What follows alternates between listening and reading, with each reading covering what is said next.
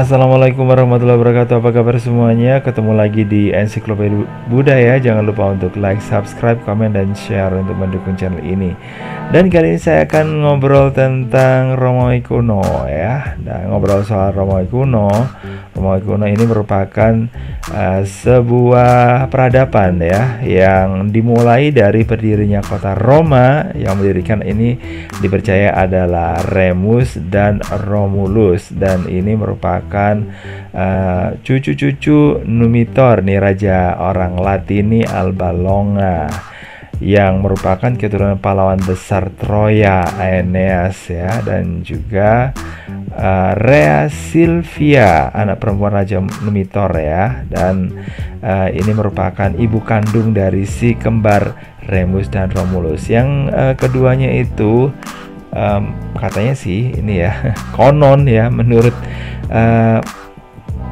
yang diyakini oleh orang Romawi kuno bahwa mereka itu berasal dari dua anak itu ya, dua anak kembar itu, dan kemudian mereka saling berperang ya, karena mereka itu menginginkan nama mereka menjadi nama kota, dan yang dipilih adalah Romulus setelah kemudian berhasil membunuh saudaranya ya.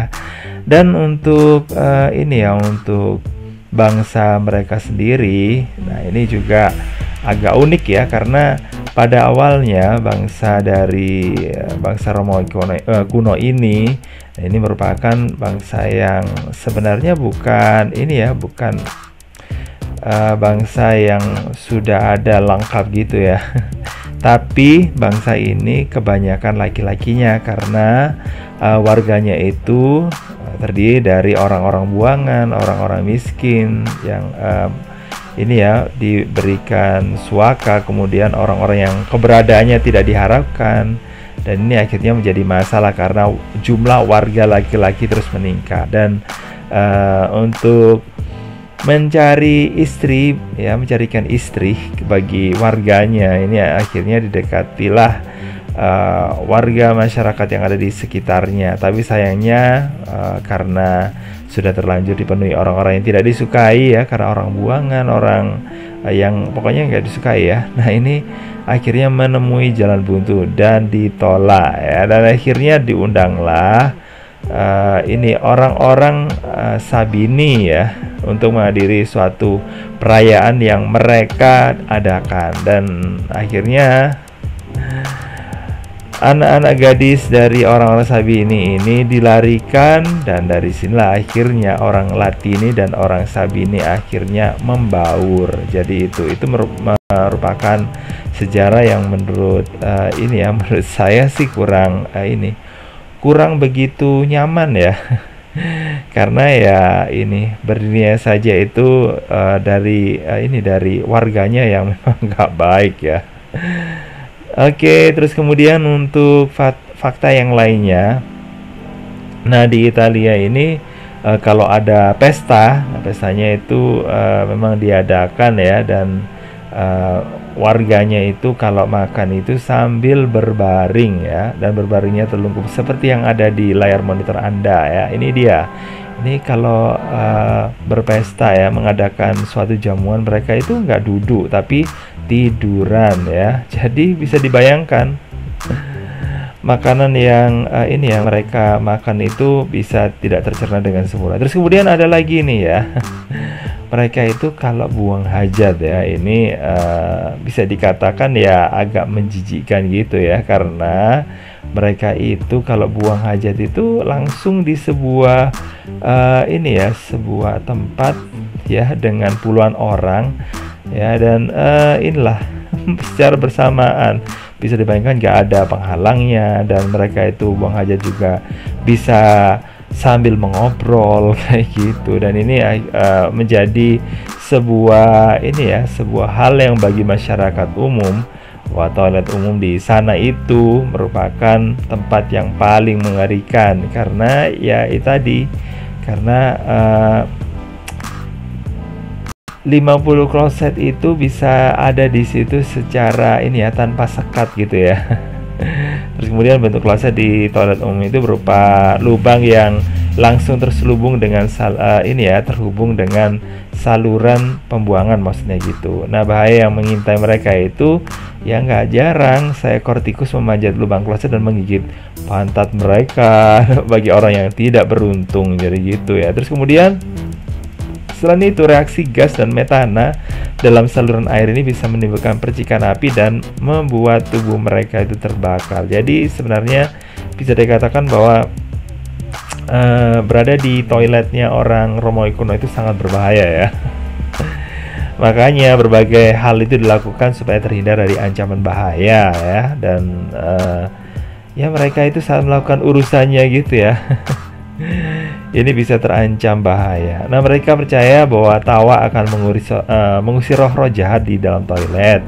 Mereka juga menggambarkan karikatur di dinding toilet untuk membuat mereka itu tertawa. Selain itu, mereka juga memajang Fortuna atau Dewi Keberuntungan agar mereka terhindar dari segala macam kesialan. Terus kemudian ada lagi ya, bahwa di toilet itu ada satu alat pembersih saja yang bisa digunakan bersama, yang berupa tongkat yang diberi spons ya, atau yang sebutannya itu adalah silospongium. Nah, itu untuk membersihkan diri sehabis buang air besar ya. Terus nah, ini akhir ditaruh di ember berisi air. Hal yang paling menjijikan dipakai bersama ya guys ya. Dan ini ya pokoknya cepat banget akhirnya menimbulkan penyakit tipes, kolera yang bisa menjangkit ke semua orang gitu. Jadi kalau satunya kena, yang lainnya pasti juga akan kena. Terus kemudian guys, hal yang lainnya lagi. Nah, mereka itu kebiasaan yang dilakukan oleh orang dulu ini adalah berkumur menggunakan urin. Nah, tahu sendiri kan urin itu apa? Urin ini ternyata bisa mereka gunakan untuk menyamak kulit binatang, mencuci baju, dan sebagai nutrisi tanaman. Nah, masyarakat dari Romawi kuno ini mengumpulkan urin di sebuah tangki dan menjualnya loh ya. Beberapa produk industri ini menggunakan urin sebagai salah satu komposisinya. Gila ya. Nah, selain digunakan di bidang industri, urin juga melekat pada kehidupan sehari-hari masyarakat Romawi kuno dan bisa digunakan sebagai obat kumur ya, gila banget. Nah, mereka percaya kandungan amonia dalam urin bisa membuat gigi tetap bersih dan kuat. Nah, ini ya, tapi ya gila aja ya. Terus kemudian minuman energi mereka itu salah satunya terdiri dari kotoran kambing. Nah, selain urin ini juga gila banget ya. Bahan yang paling sering digunakan masyarakat Romawi kuno adalah kotoran kambing ya. Kotoran ini dikatakan terbaik dalam musim semi ya, yang terbaik. Aduh, bener-bener serem banget di sini. Terus mereka itu mengumpulkan kotoran tersebut dan dikeringkan loh ya.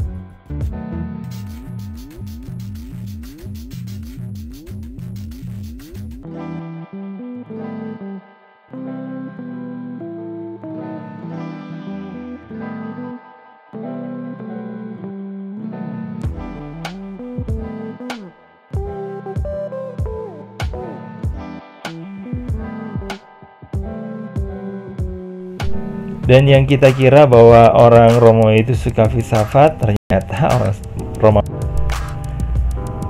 pokoknya orang Romawi itu banyak yang tidak menyukai filsafat ya. Nah, Kekaisaran Romawi ini memang menghasilkan filsuf terkemuka seperti Seneca dan Marcus Aurelius. Tapi beberapa orang Romawi memusuhi filsafat karena dua alasan. Yang pertama, penemuan Yunani ya, dan orang Yunani adalah ras yang ditaklukkan, sementara sikap Romawi terhadap orang Yunani sangat beragam. Terus kemudian yang kedua, studi tentang filsafat dengan definisi yang membelah rambut dan konsentrasinya pada manusia batinia dapat dianggap tidak cocok bagi seseorang untuk menjalani kehidupan aktif yang akan melayani negara. Nah, pandangan yang terakhir ini telah lama dipegang oleh beberapa orang Yunani, dan Galen, ini dokter di Istana Kekaisaran, mengatakan bahwa orang Romawi menganggap filsafat itu tidak lebih berguna daripada mengebor lubang pada biji millet gitu ya. Terus kemudian ada hal dan larangan seksual ya. Nah, ketika membicarakan hal yang bersifat tabu, seks gitu di Romawi kuno, cendekiawan Perancis itu terkemuka yaitu Paul Veyne ini mengatakan bahwa Romawi itu dilumpuhkan oleh hambatan seksual. Ada batasan ketat untuk perilaku yang dapat diterima secara sosial, misalnya setelah malam pernikahan, seorang istri Romawi yang sederhana tidak boleh membiarkan suaminya melihatnya telanjang lagi. Tidak mengherankan bila para filsuf berpendapat bahwa seorang pria tidak boleh berhubungan suami istri dengan dengan siapapun kecuali istrinya, bahkan dengan budaknya ya. Terus kemudian para jenderal ini jarang bertempur dalam pertempuran ya, meskipun dalam seni mereka itu suka digambarkan dalam postur yang heroik dan bela diri. Jenderal Romawi adalah manajer saja, bukan prajurit ya. Hanya dalam keadaan yang paling luar biasa mereka diharapkan untuk bertarung satu lawan satu. Jika pertempuran kalah, komandan harus menarik pedangnya dan mengayunkannya sendiri atau mencari kematian yang terhormat di tangan musuh. Nah, tidak sampai Maximinus Thrax yang memerintah pada pada tahun 235 sampai 238 Masehi. Nah, ini seorang kaisar yang tercatat sering berperang di garis pertempuran. Kemudian ada juga ya kaisar yang meracuni diri sendiri itu setiap hari.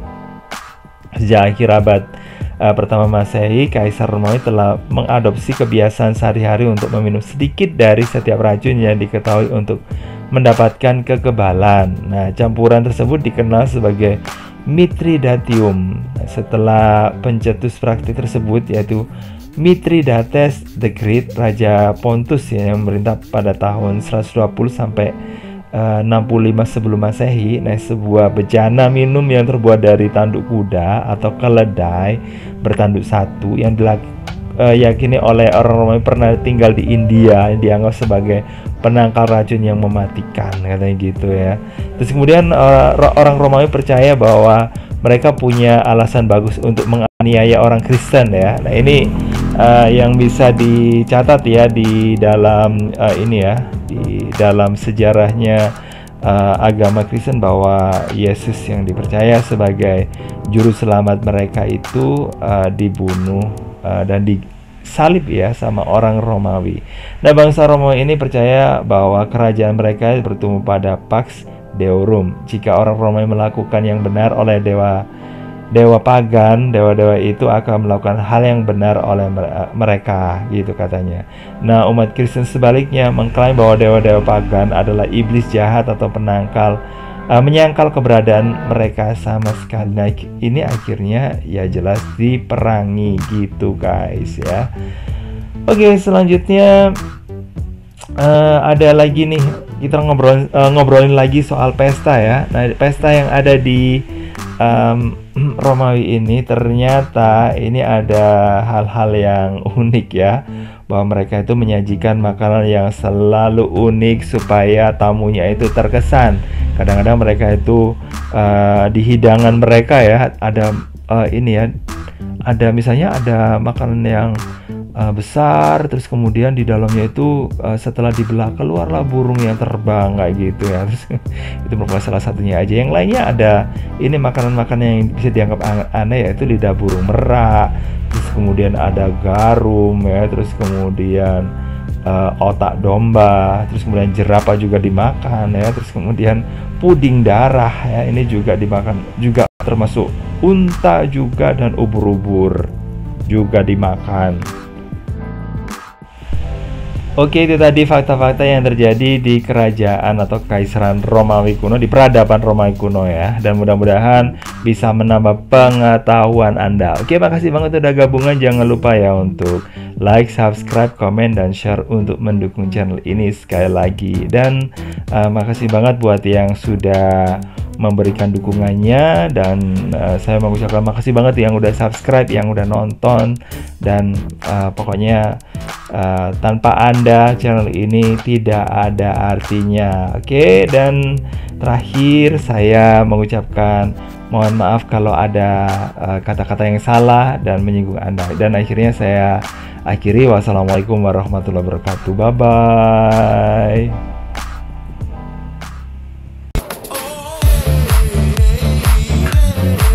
Yeah.